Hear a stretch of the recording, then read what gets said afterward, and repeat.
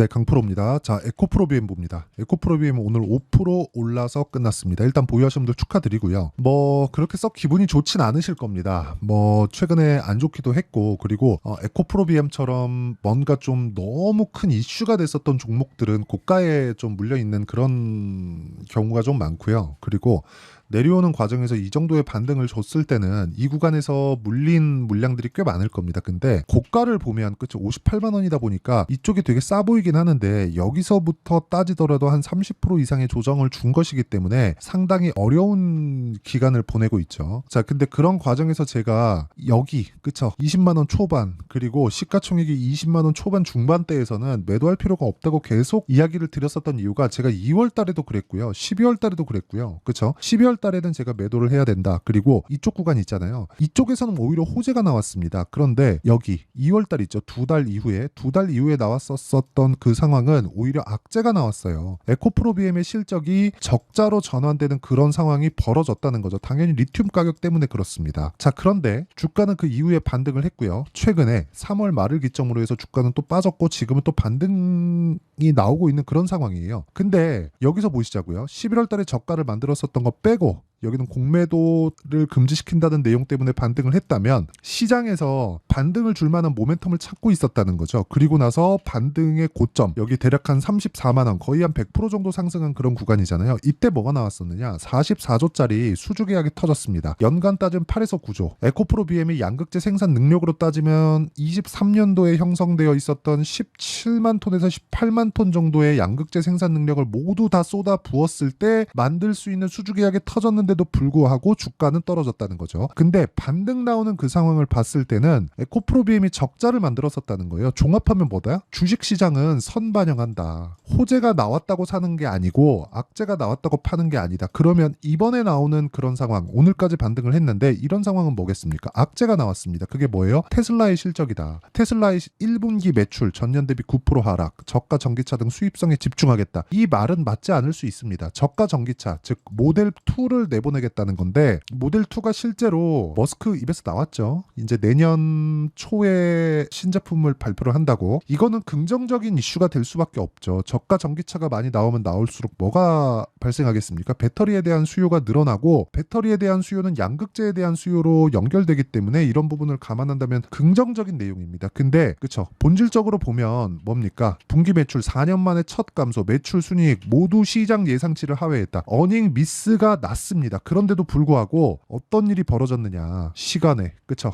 실적이 안 좋았는데도 불구하고 시간에서 10% 이상 상승하는 그런 상황을 만들어냈습니다. 자, 실제 어떤 움직임이 나왔는지 그 내용 한번 볼게요. 여기 보시면 명확하게 나오는 그런 부분인데, 자, 여기 보시면 테슬라 있죠? 13% 올랐습니다. 시간에서 실적 발표하고 나서. 근데 실적이 안 좋았단 말이에요. 그런데 올랐다고요. 2월 달에 에코프로 BM의 움직임하고 같습니다. 그러면 에코프로 BM이 추가적으로 나빠질 수 있는 상황은 더 이상 나오지 않는다는 것을 테슬라가 보여준 거예요. 그러면 저가 전기차가 나온다. 그러면 추가적으로 양극재 수요가 더 필요해질 수밖에 없다. 이런 부분을 어디서 반영한다? 선반영했다. 이미 다 반영을 했다. 그럼 여기서 만약에 추가적으로 하락하는 상황이 나오려면 어떤 상황이 나와야 됩니까? 전기차 시대가 안 와야 돼요. 근데 전기차 시대는 왜 오죠? 환경 문제 때문에 그렇죠. 환경 문제는 공감대를 형성하기 쉽고 그렇기 때문에 정부 정책상 밀고 있는 그런 사업입니다. 그리고 이거는 없어질 수가 없어요. 트럼프가 된다고 해서 지금 진행하고 있는 여러 가지 뭐 공장, 뭐 폐배에 대한 그런 부분들이 없어질까요? 이렇지 않는단 말이죠. 그래서 지금은 너무 과도한 움직임에 대한 결과치를 우리는 봤다. 그리고 지금부터는 우리가 타점을 잡아야 되는 그런 구간에 있다. 자, 그 타점을 이해하기 위해서 제가 매매한 타점에 대해서 제가 실제 보여드리도록 하겠습니다. 일단 오늘 여기 보면 STX 조선을 매매를 한 결과 오늘 10% 정도 상승해서 끝났고요. 그리고 2차 전지에 대한 상황을 보면 자, 보세요. 금양 제가 3월 달에 강한 구간, 그쵸? 강한 구간. 딱 갭이 발생한 그 시점에 공략을 해서 15%의 수익을 내고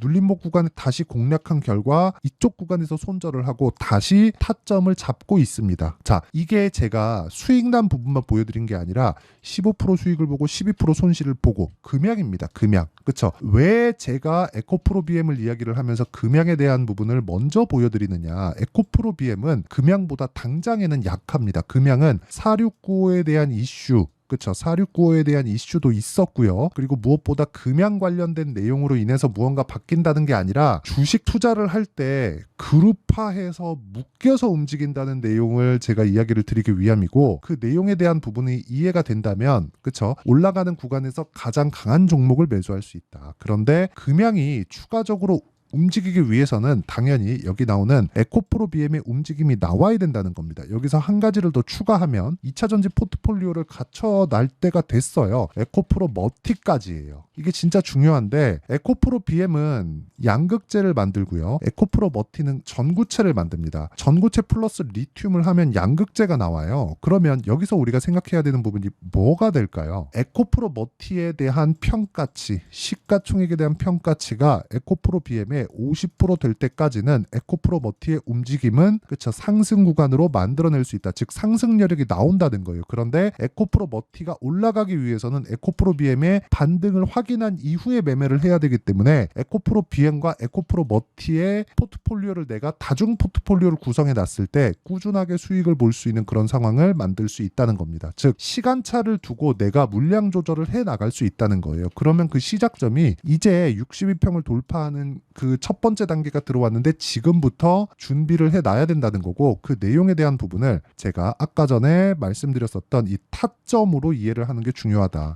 이 타점에 대한 부분이 그렇게 중요하다는 거고, 이 선반영, 그렇죠? 타점은 가격이 먼저 움직이는 주식시장의 특성을 이용한 것이고, 가격이 먼저 움직이는 구간에서 선반영한다는 것이기 때문에 그 선반영에 대한 부분 있잖아요. 그 선반영에 대한 부분을 오늘 테슬라의 실적으로 보여줬다. 그러면 이 내용, 그쵸? 선반영에 대한 부분을 이용해서 발생되는 타점을 제가 여기 소통방에서 모두 공유를 하고 있고요. 아까 전에 제가 말씀드렸죠. 조선주, 삼성중공업, STX중공업, 정확하게 오늘 STX중공업을 매매한 결과 어떻게 됐습니까? 10% 정도의 수익 구간. 그리고 삼성중공업은 보합권에서 끝났지만 계속해서 조선주를 밀고 있다. 그런 과정에서 조선주 다음은 2차전지, 그쵸? 아까 전에 금양 매매한 거 보셨죠? 금양과 에코프로 BM, 그리고 에코프로 머티로 이어지는 2차전지 포트폴리오를 구성할 예정입니다. 이 구간에서 중요한 건 타점에 대한 이해가 필요하고, 그 타점에 대한 이해는 제가 여기 소통방에서 공유를 하도록 하겠습니다. 그래서 구독과 좋아요 눌러주시고요. 상단에 있는 전화번호로 구독 또는 10억이라고 문자 보내주시는 분들에 한해서만 제가 소통방 입장 링크를 순차적으로 공유를 해드리도록 하겠습니다. 자, 그러면 제가 왜 이런 매매를 하는지 명확하게 이해가 됐죠. 올라가는 과정에서 주식은 주도주가 발생을 하는 첫 번째 단계에 있고, 그 기준치가 신고가 구간이라는 거고요. 그 신고가에 대한 부분을 지금, 그쵸, 지금 상황에서 대입하면 뭐예요? 첫 번째 단계 62평을 돌파하는 그런 구간에 왔다. 여기서부터 타점을 잡게 되면 정작 신고가 이후에 나오는 눌림목 구간에서부터 수익이 발생하기 때문에 지금부터 준비해 놓으면 2차 전지에 대한, 내가 물려 있다면 단가를 낮출 수 있는 상황을 만들 수 있고요. 그리고 내가 신규를 고려하고 있다면 효율을 높이는, 그렇죠, 보유 기간을 대폭 줄이면서 효율을 높이는 구간을 만들 수 있다. 그리고 이런 타점, 이걸 모두 다 이해하려면 타점에 대한, 가격이 먼저 반영하는 주식시장의 특성을 이해를 해야 되는데, 그게 타점에 대한 부분이고, 그 내용에 대한 부분을 여기 소통방에서 진행하고 있으니까 구독과 좋아요, 그렇죠, 구독과 좋아요 눌러주시고요. 상단에 있는 전화번호로 구독 또는 10억이라고 문자 보내주시면 제가 소통방 입장 링크를 순차적으로 공유를 해드리도록 하겠습니다. 자, 그러면 에코프로 BM은 지금은 왜 오를까요? 더 이상 나빠질 게 없기 때문입니다. 여기서 추가적으로 빠지려면 전기차 시대가 아예 그냥 끝나야 돼요. 근데 그럴 수는 없습니다.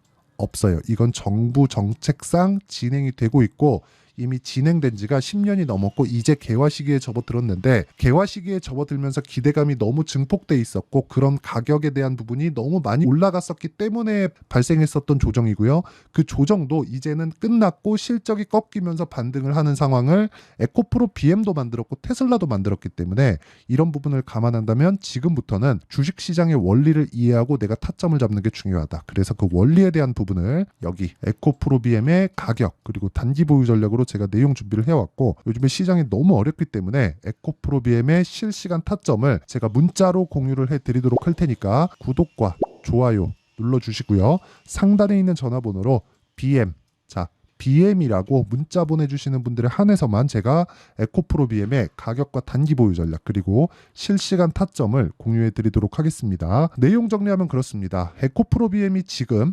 반등을 한 건 테슬라의 영향이 있지만 테슬라에 대한 부분은 그쵸? 이미 실적이 좋지 않을 걸 우린 알고 있었다. 그걸 어디서 봤어요?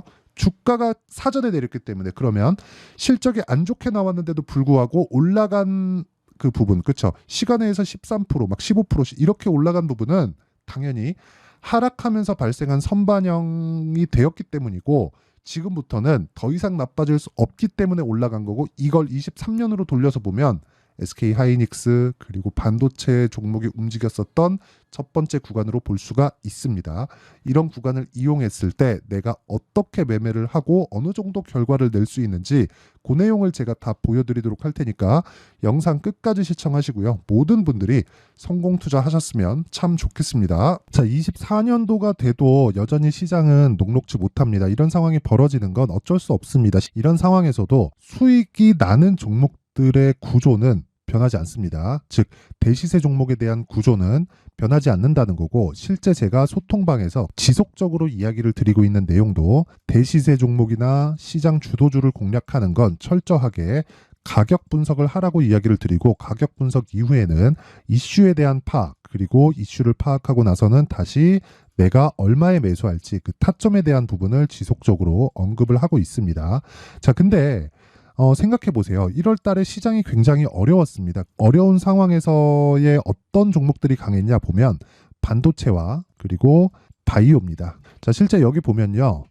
HLB에 제가 실제 매매한 내용을 띄워놓고 보여드리고 있는데 1월 22일부터 매매를 시작해서 4일 동안 31%의 수익 마감이 됐고요. 그리고 여전히 신고가 종목입니다. 자, 그리고 그 다음 어보브 반도체 이름을 보시다시피 반도체 종목이죠. 그리고 AI 반도체는 지속적으로 강세를 보이고 있습니다. 이 종목도 신고가를 먼저 달성한 이후에 제가 21%의 단기간에 21%의 큰 수익을 내고 마감이 됐습니다. 다시 재공략을 준비하고 있고 이런 부분은 소통방에서 다 공유를 해드립니다. 자, 그리고 그 다음 코세스. 자, 코세스 같은 종목도 당연히 그쵸 신고가 종목이고요. 그리고 반도체 종목입니다. 이 종목도 영업일 기준에서 이틀 동안 대략 한 15%의 수익 마감이 됐습니다. 내용을 한번 보시면 어떻습니까? HLB를 포함해서 뭐 30%, 20%, 뭐 15% 이런 식의 수익이 지속적으로 발생하고 있는데 이 세 종목 모두 다 신고가 종목이고 1월 달에 시장이 약세를 보이고 있는 구간에서도 강했었던 그런 종목입니다. 특징점이 하나 있는데 그 이슈에 앞서서 가격이 먼저 반영했다는 거죠. 자, 근데 그게 기업 밸류업 프로그램이라고 하죠. 그 종목들도 마찬가지입니다. 오늘은 그 부분에 대해서 이야기를 드릴 텐데 그렇게 제가 가격을 먼저 보고 이슈에 대해서 파악하는 이유는 결과적으로는 큰 시세를 먹기 위한 사전 준비 작업입니다. 실제로 큰 시세를 먹기 위해서 사전 준비 작업을 했을 때 여기 레인보우 로보틱스 127% 그리고 ISC 98% 그리고 한미반도체 97%의 큰 수익을 내는 상황을 만들 수 있습니다. 어떤 식으로 소통방에서 진행됐는지 그쵸? 그 상황을 제가 이야기를 드린 건데 이런 상황도요 당연히 신고가를 공략했을 때 가능한 겁니다. 자, 그러면 이번에도 마찬가지입니다. 그쵸? 정부 주도의 코리아 디스카운트 해소 방안이 2월 달에 발표를 하고요. 그리고 2월 달에 발표된 내용을 토대로 주가가 움직이는 게 아니라 이미 움직인 내용이 있죠. 실제 이 내용은 크게 중요한 게 아니라는 겁니다. 실제 움직인 내용을 보면 자, 기아차입니다. 실제로 12월 달에 신고가를 만들어 놓고 정부에서 입김을 불어 넣으니까 순식간에 기아차를 포함해서 현대차 같은 거대 기업들의 주가가 2주도 채 되지 않아서 40% 정도의 큰 시세를 냅니다. 자, 그러면 우리는 어떤 종목을 봐야 될까요?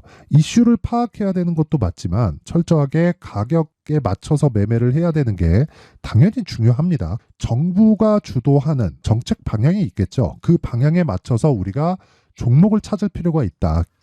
자, 그러면 답이 나왔습니다. 정부가 주도하는 방향에 맞춰서 제2의 기아차를 찾는 게 지금은 중요하다. 근데 정부 정책의 방향에 맞게 가자.